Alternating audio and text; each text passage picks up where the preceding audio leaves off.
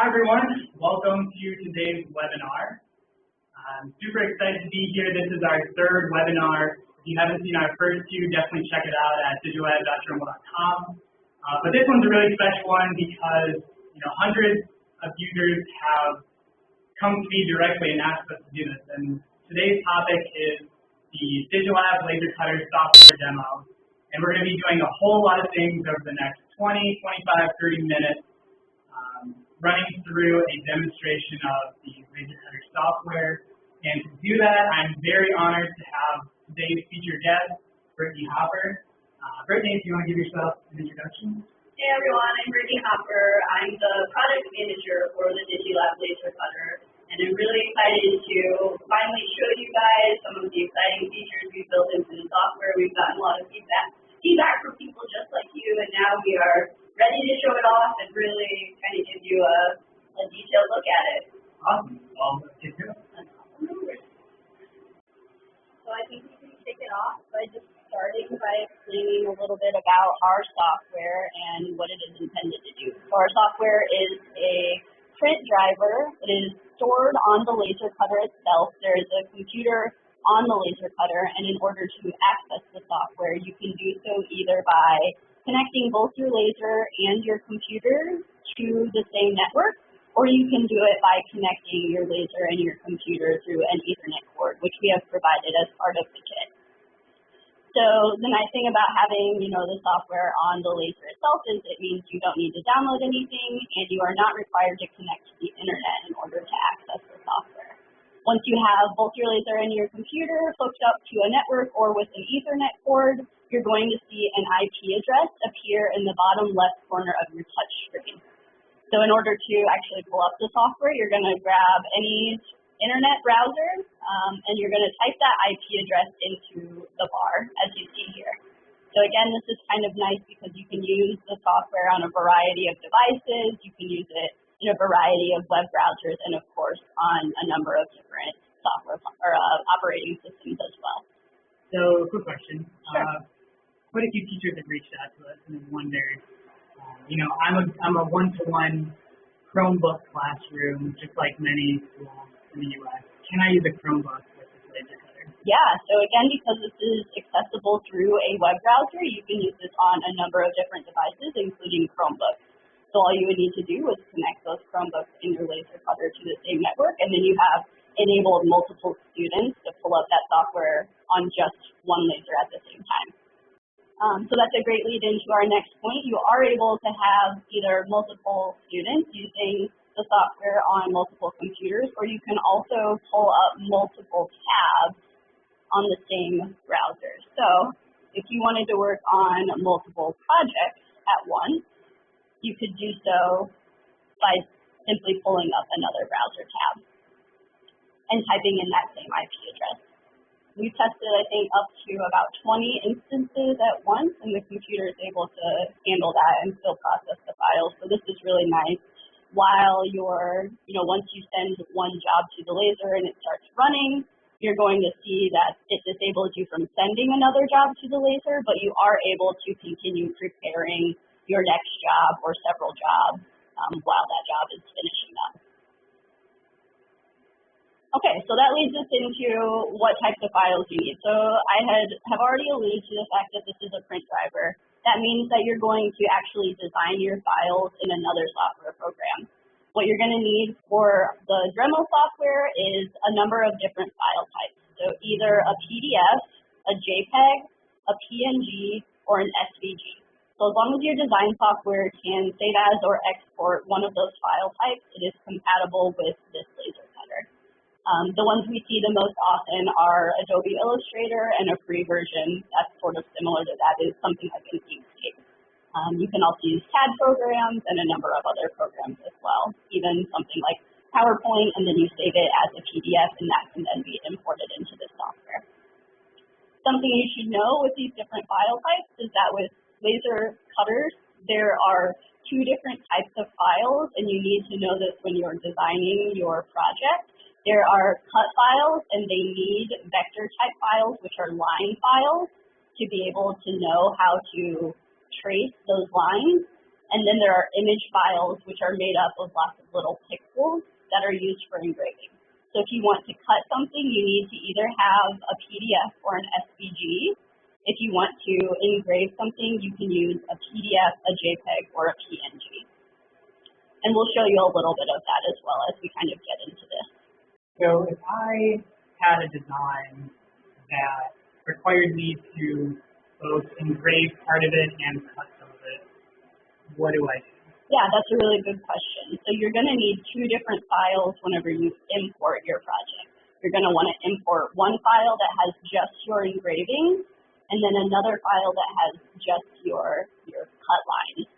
What's nice about the way the software has been designed is as long as you've exported both of those files from the same workspace in your design software, our software by default will place them on top of one another. So if you had purposefully intended for your engraving to be in the center of your cut lines, you could easily just bring both of those in, and by default, the engrave will fall in the center of the cut lines.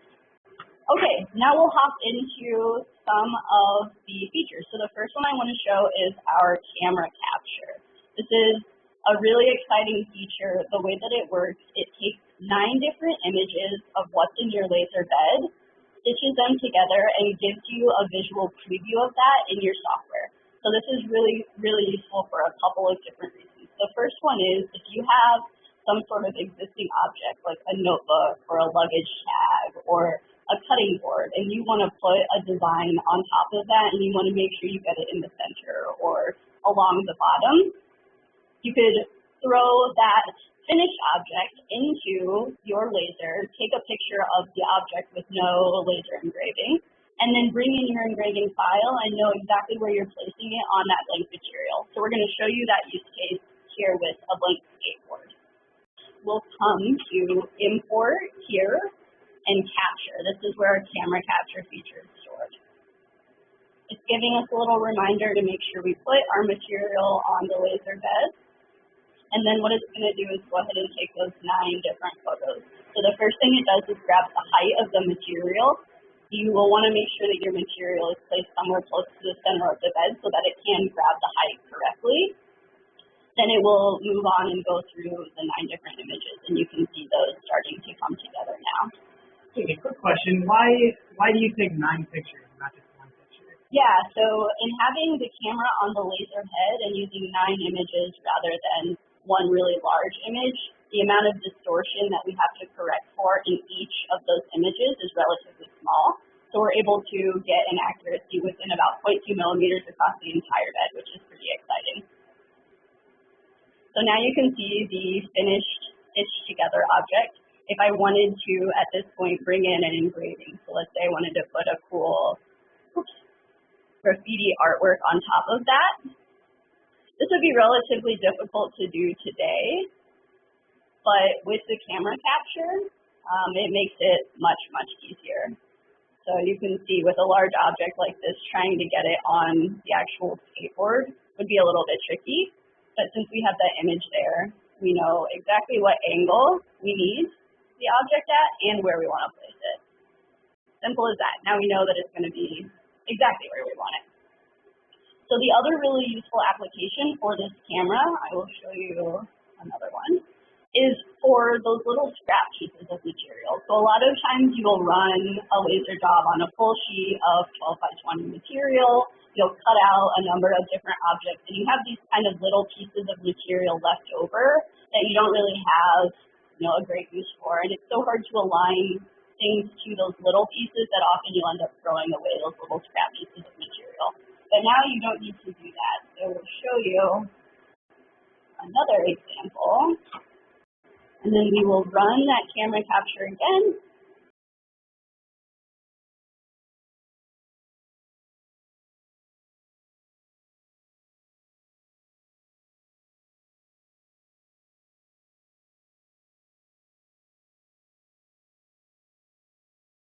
All right, so you can see now a little preview of 2 different pieces of material I've placed in there. One circle cut out that I have left over, and one larger piece of material that's had another project cut out of it. So So now what I'm able to do is, again, bring in a couple different files, and this is a good example of a project where you're trying to do both engrave and cut, and what I mean by the two different files. So if I wanted to put a Dremel logo onto a keychain, I would need to bring in the Dremel logo as an engrave file, and then also a cutout for the keychain.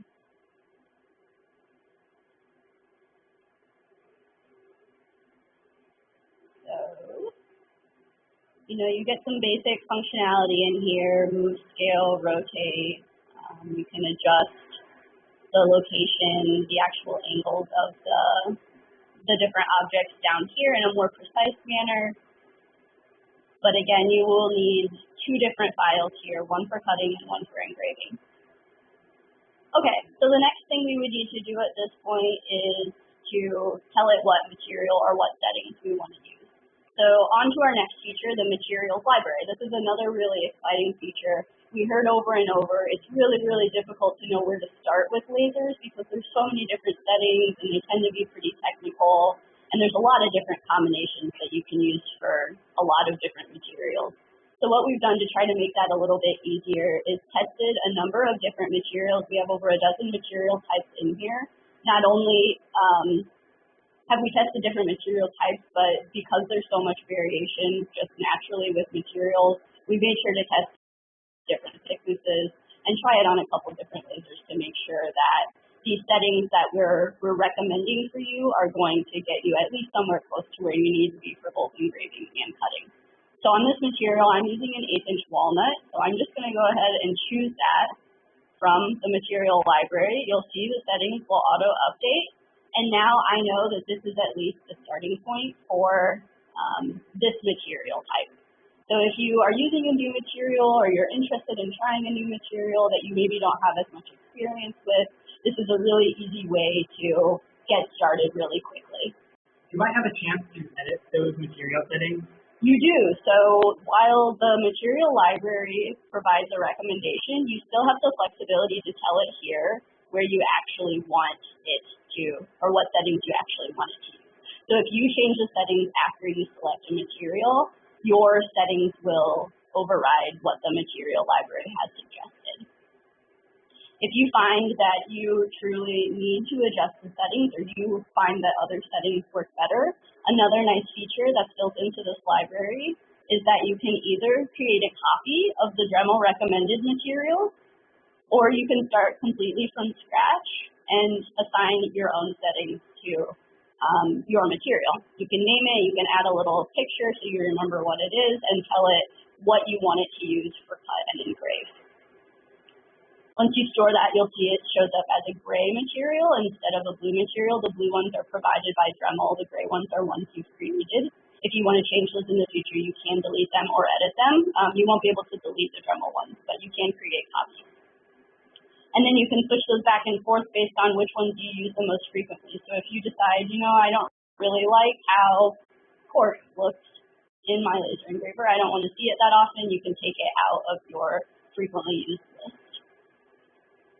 The other thing that you can do if you find you're using the same material really frequently, we have this favorite feature built in, so you can star one material and the software will then remember that material every single time you use your laser cutter. So by default, it will assign those settings to your project. Nice. So if I'm like a small business and I'm based on only leather goods, I can star leather. Exactly. Yep. So we are going to go ahead and use the walnut setting, 1/8", because that's what we have in here. The last thing that you should know about the materials library is that we have added in the test files that we use to optimize the settings, and they are stored on your touchscreen. So if you go into your touchscreen and go to Tools, Test Files, with one sheet of 12 by 20 material, you can run through essentially all of the engrave and all of the cut settings possible to see which setting is the appropriate setting for that material. All right, so that's a lot of talk about settings. Now I want to explain a little bit about what these settings actually mean. So you'll see that between cut and engrave, you will get different settings. and that's purposeful because of the way the file is read and how it's interpreted by the laser. So for engrave, you get a few more settings than you would for cut. It's a little bit more complicated. The first thing you're going to be able to do is assign a threshold. So this tells the laser how much of the sort of the shades of gray you want included in your project. So the highest threshold will include the most shades of gray, and the lightest threshold will include the least shades of gray. You can see this in real time as we adapt it or change it. So it's taking out some of the thickness here in the DigiLab, you can see, because it's including a little bit less. So we're going to use full threshold. The other thing you can do that's relevant to this file is invert. This is going to take your white areas and turn them to black, and your black areas and turn them to white. So this is an image that shows you a gradient from black to white. Right now it's including everything except a couple of lines down here. You can see is as we turn on the grayscale, this is going to fill different areas of gray with different densities of dots. So the darkest areas in your image are going to appear darker because they have more dots in them, and the lightest areas will appear lighter because they have less dots in them. So this is really useful for a more traditional JPEG, like a picture of your family or a picture of your dog. When you want the engraving to look more realistic instead of solid like we would want for this image, you would apply this grayscale setting. So we'll take that out. The other things we have are depth, speed, and resolution. So depth is pretty intuitive. As you turn up the depth, you are generally going to engrave both deeper and darker into your material. As you turn it down, your engraving will generally get lighter and not go as far into the surface. Speed controls the speed that the laser head moves. So for engraving, we typically always recommend to go ahead and keep that speed at 100. For cutting, sometimes it's useful to be able to slow down the laser head so that it can go deeper into the object and cut more effectively. And then resolution is sort of similar to grayscale. You're controlling how many lines the laser is outputting in your image. So it works similarly to resolution, as you're probably familiar with it. The higher the resolution, the nicer the image looks in the end. Again, this is more applicable to your sort of traditional JPEGs where you're trying to engrave your family or your dog. But as you turn up the resolution, you are going to get a slower engraving, so it will take more time for the laser to complete it. Okay, cut then. We have some similar settings, depth, speed, and then we have one more, heat. So heat is sometimes referred to as frequency. This is how often the laser fires within the same amount of space. So as you turn it up, it is generating more heat on the material. For materials like acrylic, this sometimes gives a desirable effect where it sort of glazes the edges. But for something like wood, that's going to cause a lot of charring. So you want to be careful in playing around with this setting on most materials. You should try the other two first if you need to adjust. The other thing you can control is the number of passes. So this is just tells the laser how many times to go over the same line. Generally, one is good. Sometimes with the 1/4-inch materials, especially plywood, you might want to do 2 passes. The other thing we have here is this option called score. So this is when the laser traces the lines, but you're not intending to cut through. So think of it like a blended cut and engrave. It's following the cut lines, but it's really meant to look more like an engraving, but the engraving is an outline rather than building. All right, so then I think the last thing, two more things we want to cover. First one is what we're calling auto array. This is a pretty intuitive feature as well. Instead of having to go back to our design software and create a file where we have 5 keychain outlines and 5 logos and then bringing that back in, if we choose to make 5 instead of 1, all we have to do is come into auto array and then choose 5, and it's going to automatically duplicate them for us. So this is really useful when you're trying to fill up the bed or use up a large piece of material. It saves you some time in going back to your design software. And then the last thing is the time estimate. So you can get within your software a nice little preview of roughly how long your job is going to take. This does update in real time. So if you change the settings, it will update to reflect. So if you wanted to see how long high resolution took, you could do that here. If you wanted to, make sure that you could get your job done before it was time to leave, you could do that here. We're just going to run one of these, but I think we are ready to go ahead and send this over to the laser. You get one last preview to double check that everything looks good. You have the chance to reorder your objects here. They are by default going to do engrave first and then cut second. As a best practice, if everything looks good here, you are ready to send it over to your laser cutter. And we will go ahead and run this job for you. And there you have it. Thanks for watching the DigiLab Laser Cutter software demo. Special thanks again to Brittany Hopper, the product manager for the DigiLab Laser Cutter. You did an awesome job explaining how robust and intuitive the laser cutter software is. If you do have any questions, feel free to reach out to us at any time at digilab.dremel.com. If you like this one, definitely stay tuned and check out our other webinars, including one we'll be doing soon, which will be covering the hardware aspects of the DigiLab Laser Cutter, as well as on the 3D printer side, how to really take advantage of the DigiLab 3D Slicer. So that's all for today. We'll see you soon.